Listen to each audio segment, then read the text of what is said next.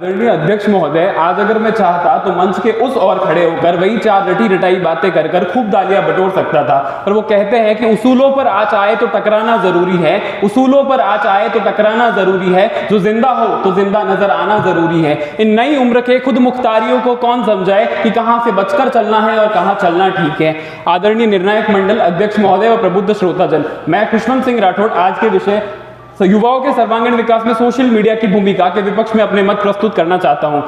अध्यक्ष महोदय, social media में जो सोशल शब्द है उसकी तो आज दूर दूर तक कोई प्रतिबिंब ही नजर नहीं आता है। आज जहां देखें वहां नफरत, हिंसा, अशांति, अश्लीलता व वैचारिक दरिद्रता की तो मानो बाढ़ सी आ गई है। आज हम देखते हैं कि पर्सनालिटी डेवलपमेंट के लिए बहुत से फैक्टर्स है वो रिस्पॉन्सिबल है, जैसे कि मेंटल फिटनेस हो गई, physical fitness, intellectual fitness, social fitness, पर आज हमारे पास इन सभी पर फोकस करने के लिए समय ही नहीं है। अध्यक्ष महोदय, आज हमारा मोस्ट ऑफ द टाइम होता है वो सोशल मीडिया पर वेस्ट हो जाता है। एक रिपोर्ट के अनुसार एक एवरेज ह्यूमन बीइंग की बात करें तो वो 3 घंटे अपने सोशल मीडिया पर सिर्फ मनोरंजन करता है। दिन के 3 घंटे, महीने के 90 घंटे, साल के 2000 घंटे, यानी साल का 1.5 महीना तो सिर्फ वो मनोरंजन ही करता रह जाता है। अध्यक्ष महोदय, मेरे विपक्षी मित्र बात करके गए कनेक्टिविटी की, तो इस पे कुछ पंक्तियां हैं कि बढ़ गई है या घट गई है दुनिया, बढ़ गई है या घट गई है दुनिया, मेरे नक्शे में तो कट गई है दुनिया। तितलियों सा कोई मंजर समा गया है, तितलियों सा कोई मंजर समा गया है, एक मुट्ठी में दुनिया सिमट गई है। आज यादों को संजोकर नहीं रखा जाता है, उन्हें कैमरे में कैद कर लिया जाता है और लाइक, शेयर, कमेंट जैसे 3 चुनिंदा शब्दों में युवाओं की जिंदगी सिमट गई है। मेरे विपक्षी मित्र कह के गए कि एजुकेशन में बड़ा रोल है सोशल मीडिया का, तो अध्यक्ष महोदय, सोशल मीडिया पर कोई भी कुछ भी लिखने को आजाद है, कोई भी कुछ भी पढ़ने को आजाद है। जब कोई कुछ भी लिखता है जिसकी कोई वास्तविकता नहीं है, जिसकी कोई प्रमाणिकता नहीं है, तो उस पर हम कैसे विश्वास कर सकते हैं। अध्यक्ष महोदय, आज सोशल मीडिया ने हमारी सोचने की क्षमता, हमारे तर्क वितर्क करने की क्षमता को कहीं ना कहीं कमजोर किया है। हमारे जो यूथ आइकन है स्वामी विवेकानंद, वो कहते थे कि अगर कोई युवा अपने चिंतन, चरित्र व व्यवहार को परिष्कृत कर दे तो वो मानव से महामानव बन जाता है, वो ईश्वर तुल्य बन जाता है। पर चिंतन से चरित्र का निर्माण होता है, चरित्र कहीं ना कहीं हमारे व्यवहार पर असर डालता है। पर आज सोशल मीडिया ने हमारे चिंतन, चरित्र व व्यवहार तीनों को ही दूषित कर दिया है। आज का युवा सड़क के बीच खड़े रहकर पतली कमरिया और कच्चा बादाम पर वीडियो बनाता है, और अगर यही सर्वांगीण विकास है तो ऐसा सर्वांगीण विकास मेरे विपक्षी मित्रों को ही मुबारक हो। अध्यक्ष महोदय, आज हम प्राइवेसी की बात करते हैं तो सोशल मीडिया पर हमारा डेटा, पर्सनल डेटा बड़े ही लीगल तरीके से सेल कर दिया जाता है प्राइवेट कंपनीज को, और हमें उसकी भनक तक नहीं लगती है। आज हम जितने इस पर निर्भर हो रहे हैं उतने ही साइबर बुलिंग, साइबर क्राइम के केसेस हमारे सामने आ रहे हैं। हमारे जो ग्रामीण युवा है, ग्रामीण लोग हैं, उनके साथ आए दिन किसी न किसी प्रकार के फ्रॉड, स्कैम्स होते नजर आ रहे हैं। हम पेपर लीक की बात करके गए मेरे विपक्षी मित्र, तो उसमें कहीं ना कहीं सोशल मीडिया का योगदान जरूर है। आज सोशल मीडिया पर ऐसी कई पोस्ट देखते हैं हम जो वायलेंस को प्रोवोक करती है,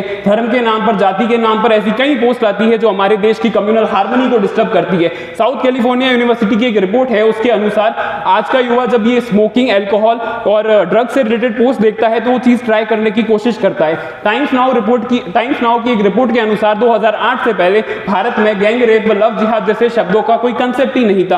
पर अध्यक्ष महोदय, मेरा आपसे यूं पूछना है कि क्या किसी के पेरेंट्स, क्या किसी के घर वाले अपने बच्चों को सिखाते हैं कि क्या होता है गैंग रेप? कहीं ना कहीं तो ये सोशल मीडिया की ही देन है। ऑक्सफोर्ड यूनिवर्सिटी की एक साइकोलॉजिस्ट है मिस सुजैन, उनकी रिपोर्ट के अनुसार आज मैक्सिमम लोग मोनोपोलिजिया के शिकार हो रहे हैं, कार्पल सिंड्रोम के शिकार हो रहे हैं, इंसोम्निया के शिकार हो रहे हैं, और बाय द एंड ऑफ 2030 80% लोग ऐसे हो जाएंगे जो पब्लिक में जाके बात करने में डरेंगे। एक्सट्रोवर्टनेस एक ऐसा फैक्टर था, अहम पहलू था जो सर्वांगीण विकास का, उसे हम आज कहीं ना कहीं पीछे छोड़ता नजर आ रहा है। अध्यक्ष महोदय, आज आलम तो यह है कि सड़क पर भौंकते कुत्तों के डरने से, जो कुत्तों के भौंकने से जो डर जाता है, वो फेसबुक पर कितनी बार पाकिस्तान को उड़ा चुका है।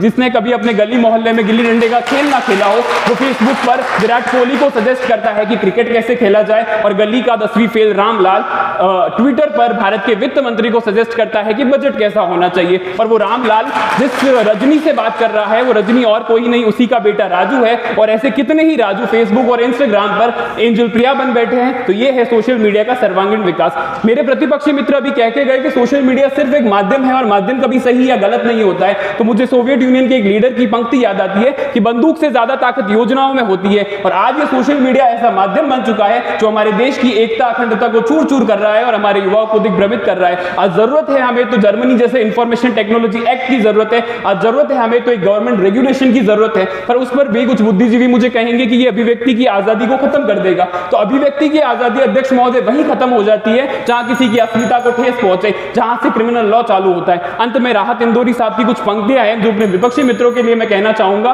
कि खुद को लाख पर्दों में छुपाकर बैठो, खुद को लाख पर्दों में छुपाकर बैठो, कभी ना कभी तो बेनकाब कर दूंगा तुम्हें। मुझे यकीन है कि इस महफिल की रोशनी हूं मैं और तुम्हें खौफ है कि इस महफिल को खराब कर दूंगा मैं। धन्यवाद, जय हिंद।